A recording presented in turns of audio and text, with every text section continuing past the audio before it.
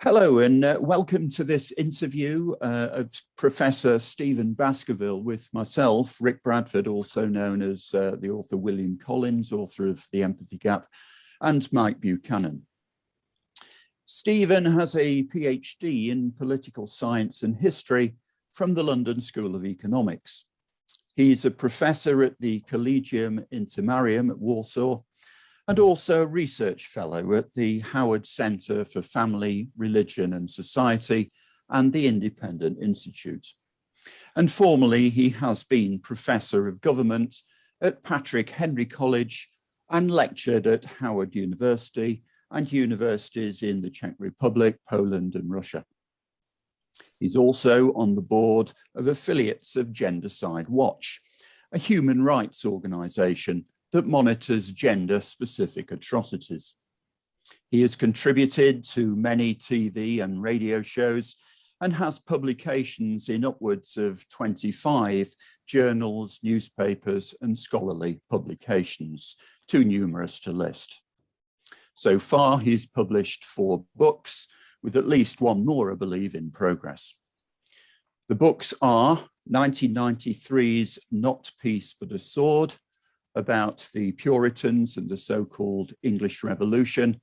And that, I believe, was republished in longer form in 2018.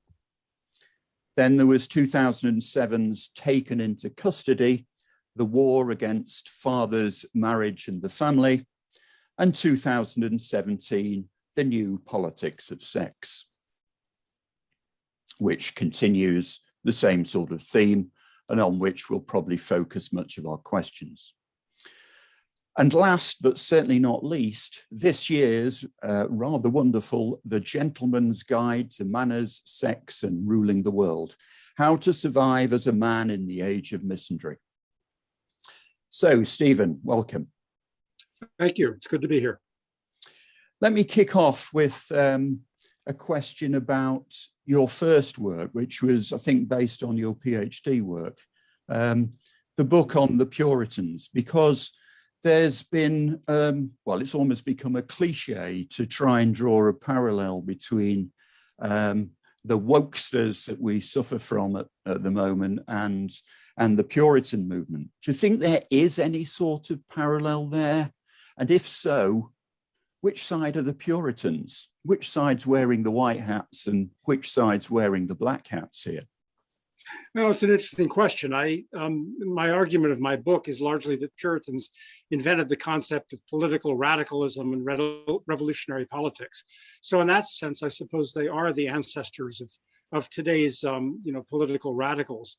I like to credit them, however, with a little more sophistication than much of what we are seeing today. The Puritans are often accused of being self-righteous, arrogant, fanatical. There's truth in that, but there was much more to it as well. They had a very sophisticated view of the problems facing their society, and the ways they proposed to get out of them, to solve those problems. Yeah, so you think perhaps there is some sort of analogy there, but perhaps not as close an analogy as people would like to think. In particular, I think you have some sneaking regard for the Puritans. You don't regard them simply as the unmitigated hypocrites that they tend to be painted in the popular narrative in the UK. Well, they perpetrated the world's first revolution. And the aftermath of that revolution has largely been societies, the Anglophone societies, characterized by stability and prosperity and freedom. And subsequent political revolutions in places like Russia and China and Iran have not been nearly so successful. So I would add the American and the French revolutions are in between there. So the legacy is mixed. It's hard to generalize, but they certainly merit attention, and they've left a huge impact on the modern world and modern politics. Yeah. Yeah. Well, I have an amateur's interest in that period of history myself, so I was quite intrigued with your book, which I'm still working my way through, by the way. It's a massive work, but it's very, very scholarly, obviously. Can I ask you also, before we move on to what I suppose will be the main event, talking about the new politics of sex in particular, about your work with Gendercide Watch, because this was an organization that I stumbled across a few years ago in the context of the Rwandan conflict. What can you say something about your role there, and in particular this concept of gendercide? Which sex is it? Because I presume we're talking about sex really rather than gender. Which sex is it that's more subject to gendercide? That's an interesting question. Yes, my role actually in that organization has been very minimal. I was asked to be on the board because of my first book on this subject, and I haven't played an active role. But the research that goes on in that and the works, the publications that Adam has put forth have been very interesting. And this short and simple answer to your question is that overwhelmingly it is the male sex that is the target, the victim of gender-specific atrocities. That is to say that the identification of atrocities, killings that are specifically targeting someone's gender, the overwhelming casualties have been men. Yeah, I'm not surprised. I mean, clearly the Rwandan conflict was a case, and the Balkans was another one that I can think of off the top of my head. Excellent. Now, absolutely. I think if we can move rather more to the main event, Mike, over to you. Thank you, Rick. Stephen, hello. Hello. Writing recently in Chronicles in an article titled "The Sexual Left, the Welfare State and the Divorce Revolution," you make some hard-hitting points that might function as the agenda for the rest of this interview. Namely, number one, the divorce industry is destroying all our freedoms and bringing about de facto communism that will undermine our civilization if it is not stopped. Number two, every major social pathology is tied directly to family situations and the absence of fathers, not to race or class, as others assert. Our remaining questions are essentially unpicking what underlies those views, and we'll be using some quotes taken from the New Politics of Sex. You observe that, quote, "The married two-parent heterosexual family is the only family configuration that is compatible with a stable, prosperous, and free society, because it is the only one which checks and diminishes the state's monopoly on power. All others necessarily increase it. For the same reason, it is the only one targeted by state officials." End of quote. Is this the mechanism by which de facto communism has entered our political policies? Well, in some ways it is, yes. It's interesting that communist movements and radical political movements going back to the French Revolution, and even more so in the communist revolutions, have targeted the family as an impediment, as an obstruction to the creation of a communist utopia. What we're seeing now, though, is something somewhat different, and the analogy with communism only goes so far. Because what we're really seeing now is that sexual radicalism, which has been a component in revolutions going back to, well, even the English one, but it's now the sexual radicalism, which has played a marginal role in communist and other revolutions, now has its day in the sun. It is now moved out of the margins, and it has become really the vanguard, the mainstream of left-wing politics. Is no longer social or economic, in my view. It is primarily sexual, and this is the spearhead, the vanguard of leftist politics today. And I think that's been missed by a lot of conservatives who are in some ways are still fighting the wars of yesteryear. They're still fighting the previous wars, proverbially, like communism, which again is still alive. I don't mean to diminish it, but what we're seeing today is something quite different than what we saw in the Cold War. Yeah, I mean, I think we can see that strange change of the emphasis of the left in the UK from the fact that, and this is again has become a cliche recently, that the Labour Party in the UK has abandoned the working class, which is why in the last general election we had the phenomenon of what they call the fall of the red wall. In other words, the traditional Labour voters, the working class, are now voting Conservative, which may not seem strange to Americans, but it does seem strange to people in the UK. So we're getting this complete inversion, which is probably, I guess, related to exactly that phenomenon, that the left has based its policies now on something completely different from the sort of socialist type policies that the likes of the original movers and shakers of the trades union movement would have understood.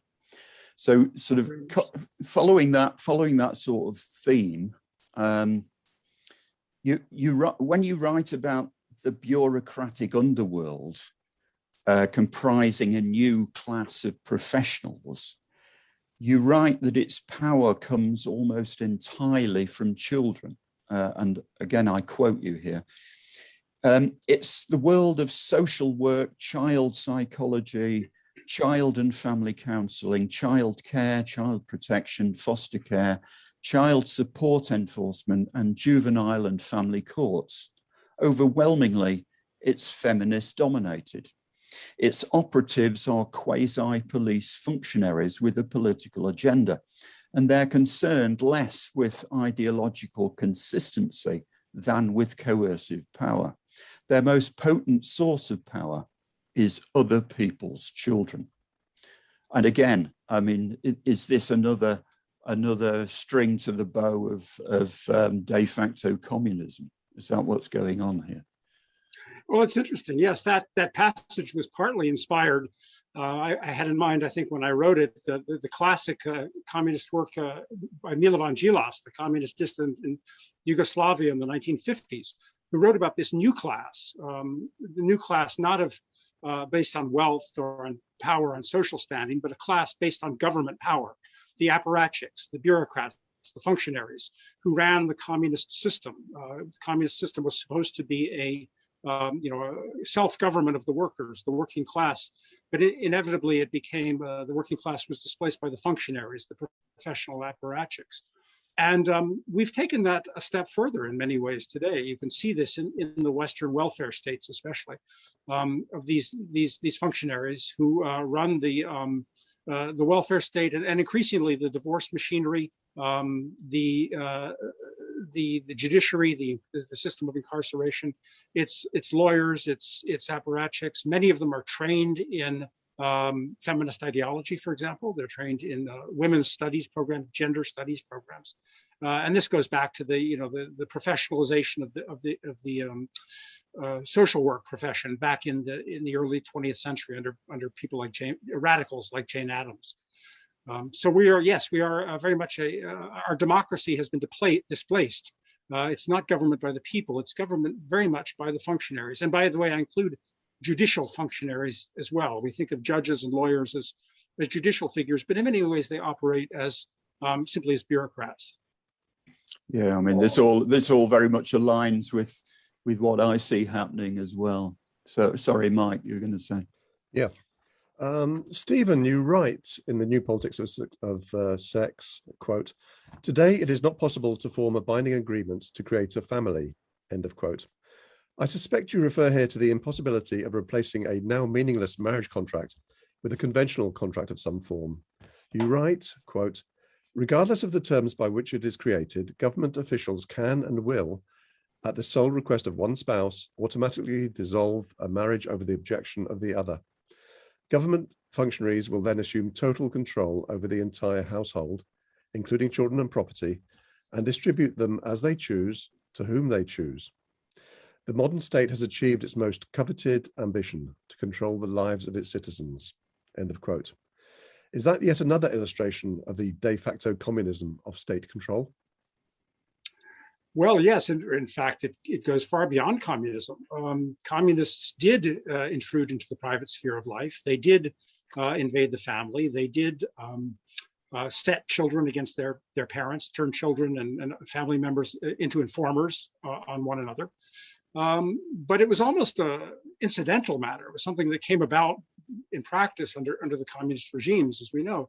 But under the family law regime today, it's almost more the direct purpose. It's not just an incidental characteristic of the system. It's the purpose of the system is to invade the private sphere of life. I mean, family law, first the welfare states, but increasingly the family law system has no other purpose than to take control of the private sphere of life. And this is, anyone who's read the literature on totalitarian government knows that this is practically the working definition of totalitarian government, or at least the most frightening aspect of totalitarian government is not traditional dictatorship. It's not just controlling our society and our economy and our rights, and it's controlling even our private lives, attempting to control our family relationships and even our innermost thoughts, as of course George Orwell pointed out, and other classic writers who critique the communist system.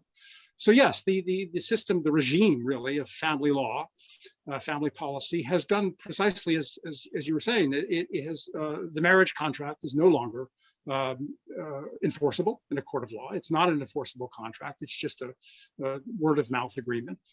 You can't replace it with another agreement, such as a prenuptial agreement, for example, at least insofar as children are concerned, because no agreement, whether it's traditional marriage or a prenuptial agreement or a marriage contracted in another country, none of these things are enforceable in a court when it comes to children. So no matter what you agree about children, no matter what the statutes say about the rights of parents, the judge simply takes control of the children. It's the first thing that's done in a family law proceeding is the court takes control of the children and distributes them, if you like, as it pleases.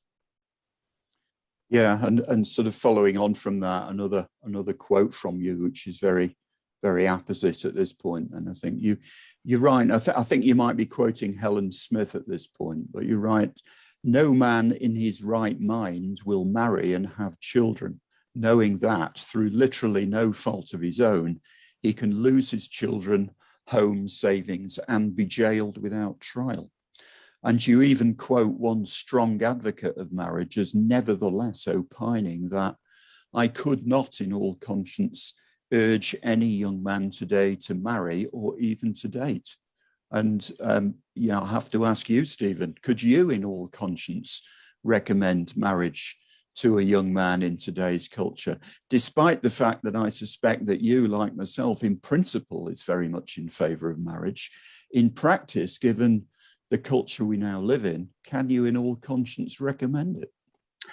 Well, that's a good question. Yes, Helen Smith is the one who elaborated on that, but other people before her had noticed that men had entered effectively into a marriage, a de facto spontaneous marriage strike. And today they are essentially refusing to marry in many ways, spontaneously. And these so-called advocates for marriage, of which I work with many, and they advocate marriage, children, urging young people to marry and so forth. But unless you take into consideration the realities of the family law regime, it is unconscionable in many ways to urge young people to marry with these dangers and in these circumstances. I address this question in my newest book, the one that just came out, the Gentleman's Guide, because I do believe very strongly not only in marriage, but in marriage in many ways it integrates men and women into the society. It's more than just a partnership. It's more than just an agreement for having children. It really it makes us stakeholders in the society in which we live, and gives us an interest in the society even after we're gone. So it's a very important cohesion for holding society together. And to urge someone not to do it, to urge someone not to marry, because of the dangers, strikes me as giving into fear, surrendering before you even have engaged the battle. So on the one hand, I don't say that young men should marry blindly, but I also don't say that young men should forego marriage altogether. I think we have an obligation, all of us, and I think the young have to know this, to grasp the nettle, to take back these institutions, to make marriage a legally binding contract. But that's all it requires. That's all it would require. The solution is relatively simple in terms of the mechanism. To make marriage a legally binding contract so that parents, and especially fathers, have rights to their children by way of the marriage contract. And that's what the marriage contract did. It was the original purpose of marriage, was to create fatherhood, to create a bond, a legally binding bond between the fathers and the children, because the mother has a bond. a biological bond. The father lacks this without the legal contract or covenant. So making this binding again and fighting for this is something I think that young men today and women should I think they have to grasp this nettle. I don't think they can shirk this, because it's really surrendering your role in the society. It invites morbid hedonism. It invites self-pity, which I think is a very dangerous indulgence for any man. I think we can return to these themes in a moment, but Mike, you want to ask another question first, I think. Yes, just before I come to that, I'd like to mention I have a blog, Stephen, called Men Shouldn't Marry, and I'm the author of the book The Fraud of the Rings. So I guess although in most areas I'm a tradcon, I've got to say in this area I'm not, because it seems to me that urging men to marry is a bit like it's a bit like urging them to play Russian roulette in a 6-shooter with 3 bullets in it, and I'm kind of disinclined to do that. But so the question I have is that you wrote in The New Politics of Sex, the purpose of marriage is not procreation but fatherhood. Marriage allows children to have fathers. If marriage turns a man from a sperm donor into a parent, then presumably the deliberate destruction of marriage does the reverse. Do you think the average man and woman in the street appreciates that the feminist project has been, from the start, to eliminate fatherhood, or at best, to render it a temporary status rescindable at any time unilaterally by the mother? No, I don't think the average person does realize this. I think that in many ways the feminists, the radicals have tried to disguise this, knowing from their early days experience that this sends revulsion into the general population, the idea of attacking men and attacking fathers and families. So they've covered it up. But even the conservatives that have criticized this and stood up for marriage have failed to do this. You find that the conservatives have been espousing certain platitudes about the goodness of marriage, without, as you say, warning people about the dangers of marriage under the current regime. And they've not been good about showing what I argue, that the central purpose of marriage is fatherhood. So both sides. And I also have to say a third element here, the men's groups have oftentimes, some men within the men's groups have also encouraged men to marry outside of wedlock, which again, I think is understandable nowadays, because marriage no longer affords any protection to men. But the way it should be in a stable society is that it should, if it does offer protection for men and for fathers' rights, parental rights, then men would marry before they have children. And marrying out of wedlock is, I think, dangerous and something men should not do. And it's against their own interests to do that. So we need to do two things. We need to restore the integrity of the marriage contract, or covenant if you are religious about it. And then we need to urge men to say, look, this contract is binding. This protects your parental rights as a father. Marry before you have children. Now, let me just add your point about, the not urging young men not to marry. I think as a strategy, this is very, very good. I endorse this. The idea that, as a method of calling attention to the fact that there aren't going to be any more men to marry, and there aren't going to be any more children to replenish the population if we don't do something about this. Because women are already complaining that they can't find men to marry.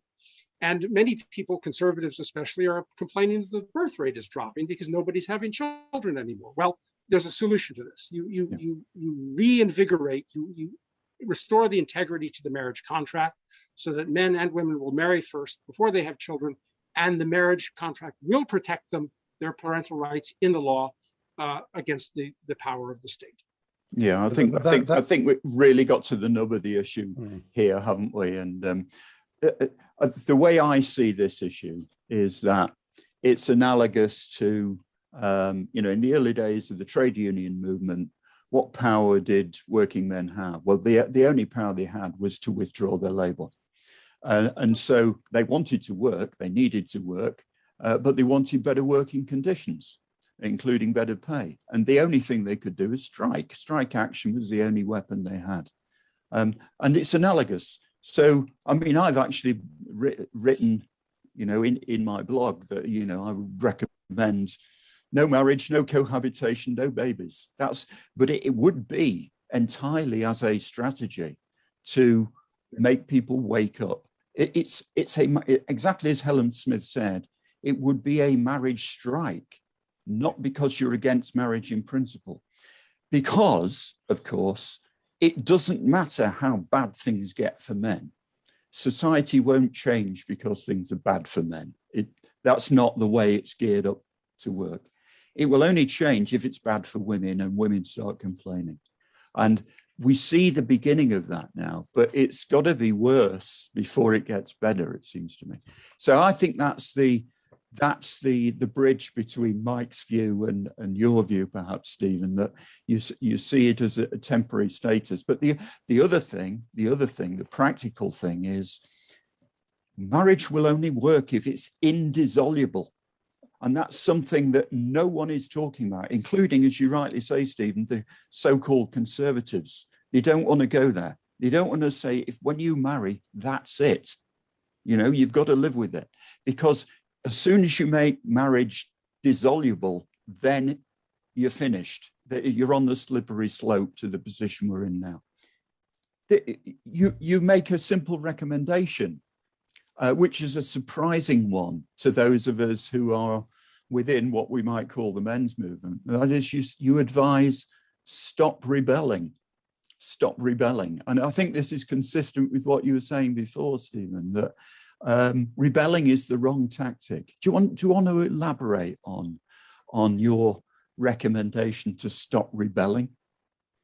Yes, I could realize that could be misconstrued, misunderstood, and that isn't my purpose. I certainly believe, and we have a long tradition in the English-speaking world of citizens standing up for their traditional rights, and going back to Magna Carta. I mean, it's one of the gifts of the Anglosphere to the world. So there's nothing wrong with that.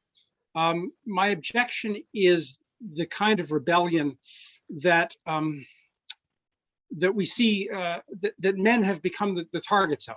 The rebellion of the sectarian rebellions, the rebellions of groups, group identity, and so forth.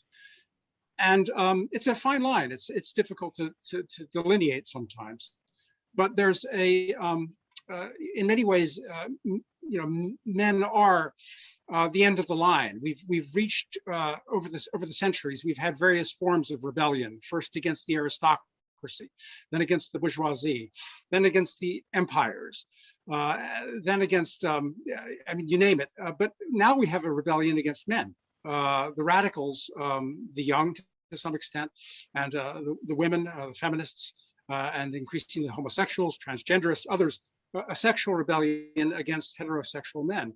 And for men to just turn the tables on this is very difficult to do. I don't, when men use terms like sexism or gender equality or so forth, and start to sound like the mirror image of the feminists and those who are bringing grievances against the men, then I think they're just adding to the cacophony.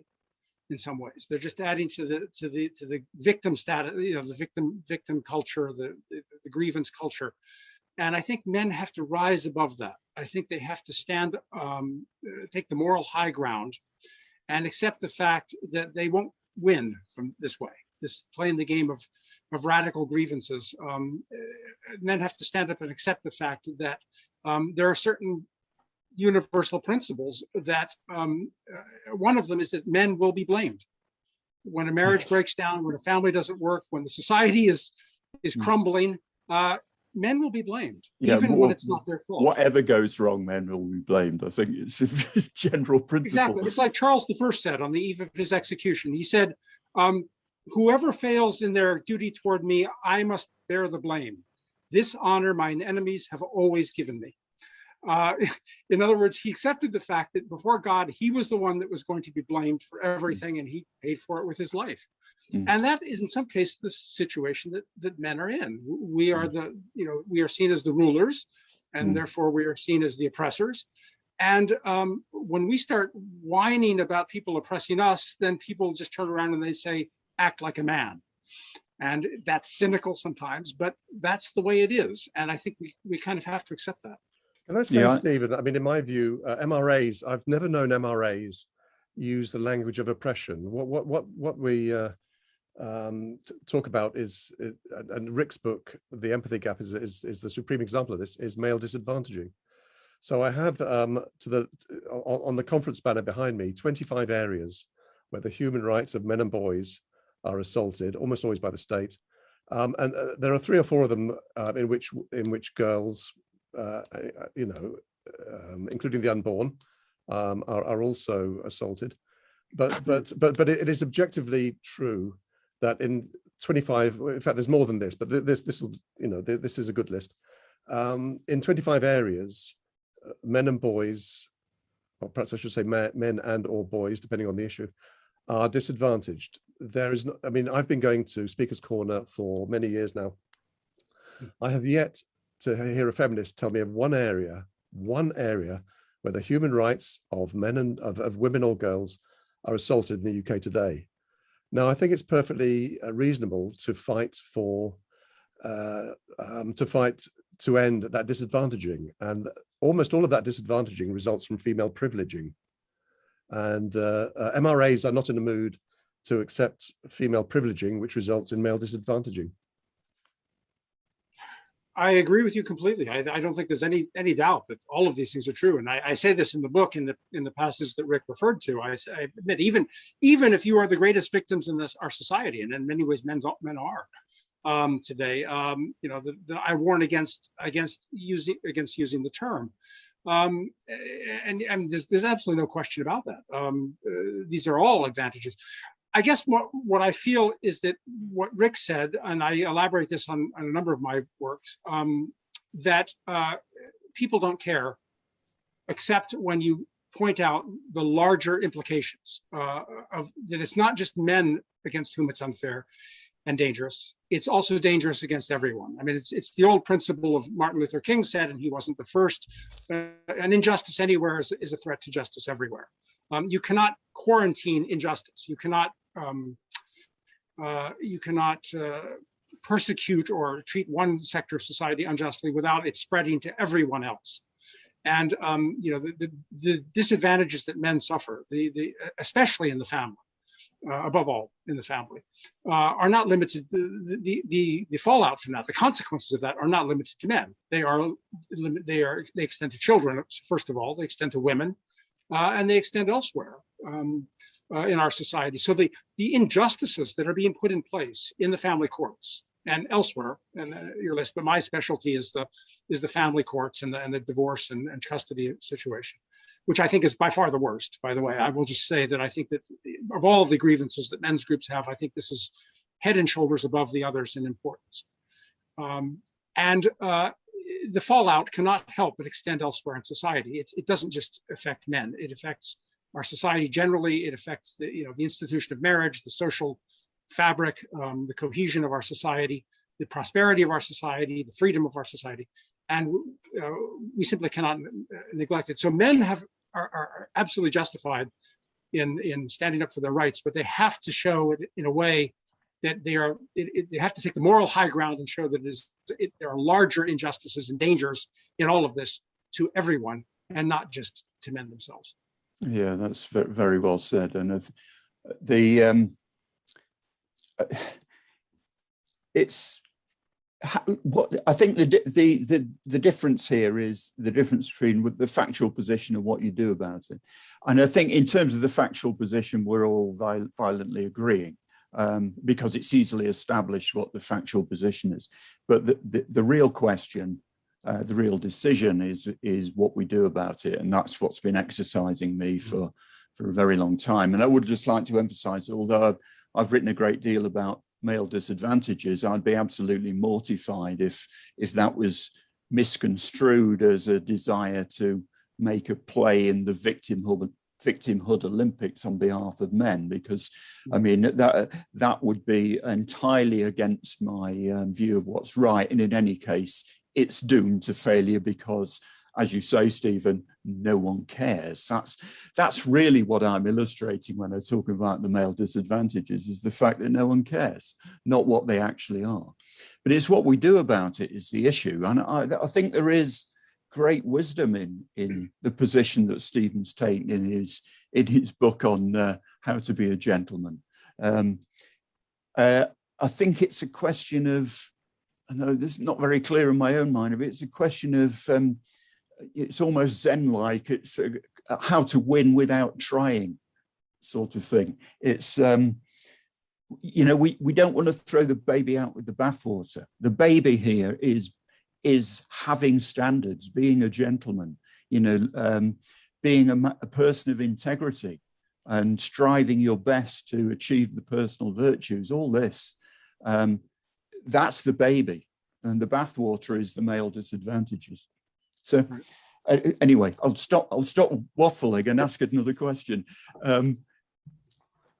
Given that actually implementing the sorts of thing that you're recommending in your book, it might be difficult to do that in conjunction with people who are very much frustrating it. So one of the key things, it seems to me, is you'd have to be very much more selective in terms of the people with whom you closely associate, and in particular, the woman who you marry.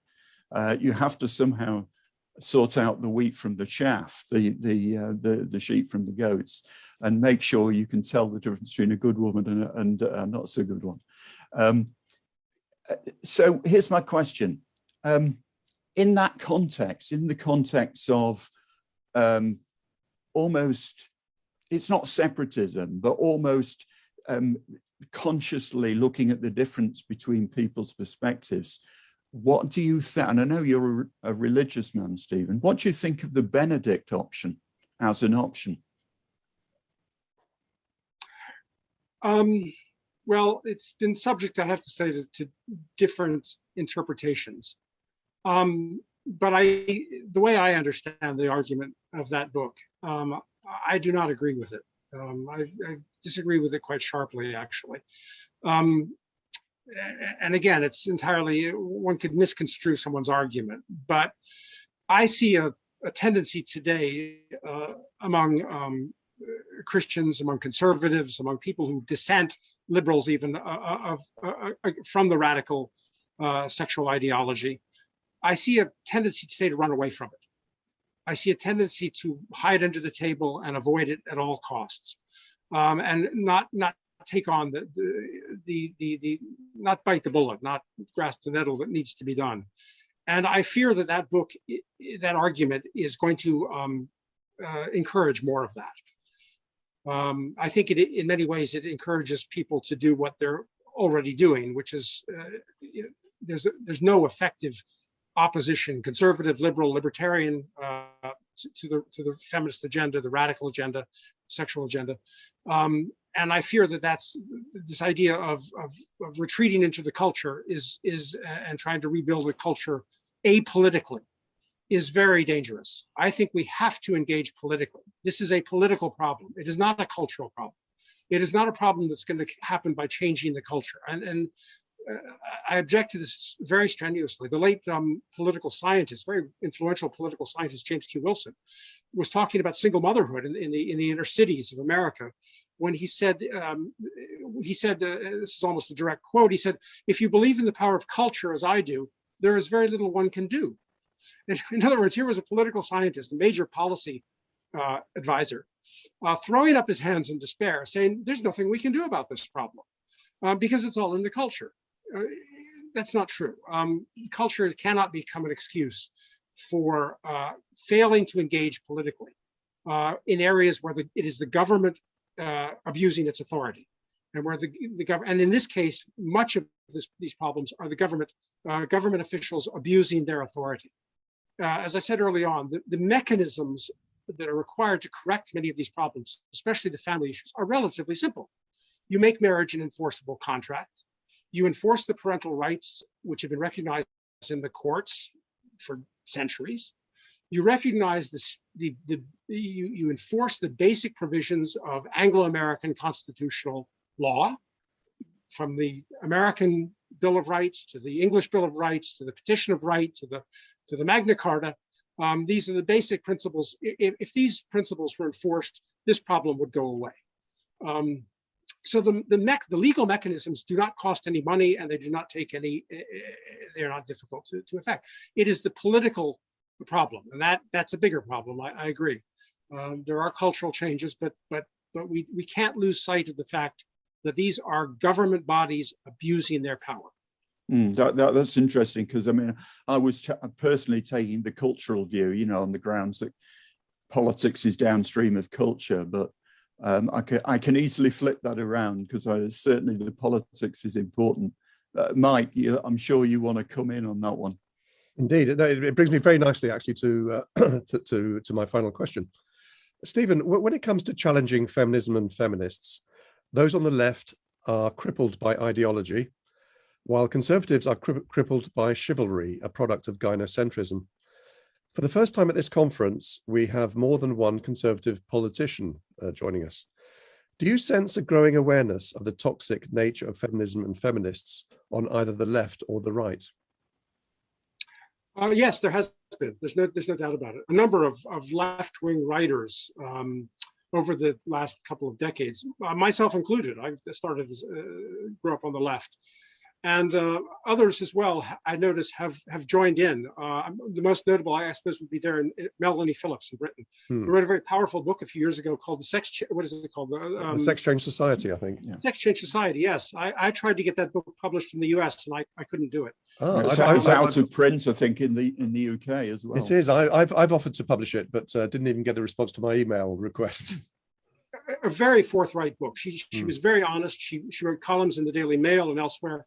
Very powerful. Melanie Phillips started on the left, and I don't know how much these issues had a role in shifting her to the more conservative viewpoint, but I think her work is very, very, very honest, and I guess she eventually gave up on it in frustration. So there is some on the left. Peter Hitchens might be another one. Some of my favorite writers have weighed in on this, starting off on the left and moving to the right.